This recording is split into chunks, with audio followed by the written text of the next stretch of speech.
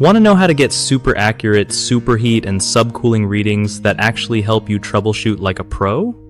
So, first off, you got to make sure your thermometer sensor is locked in tight on the pipe, like no wiggle room at all. Wrap some insulation over the sensor so outside temps do not mess with your reading. Trust me, it makes a huge difference.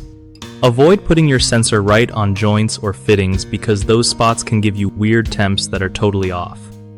Clean the pipe surface first, wipe off any dirt or oil so the sensor has solid contact.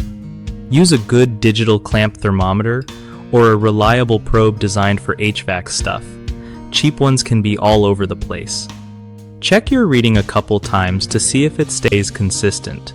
If it jumps around, reposition the sensor and try again. Keep your tools calibrated regularly because even the best sensor can lie if it's out of whack.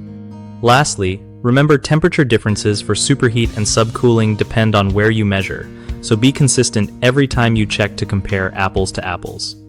One of the biggest mistakes people make during superheat and subcooling checks is placing their thermometer sensor on pipe fittings or elbows, which causes inaccurate readings. Fix this by always picking a straight section of pipe. Another common issue is not insulating the sensor properly, leading to outside air skewing your data.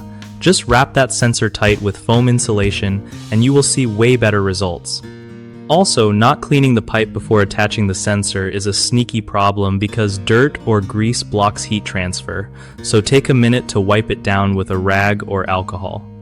BigHomeProjects.com is a great spot for homeowners looking to find trusted local contractors without all the hassle and stress. For contractors, it's an easy way to get work by connecting with people who really need their skills.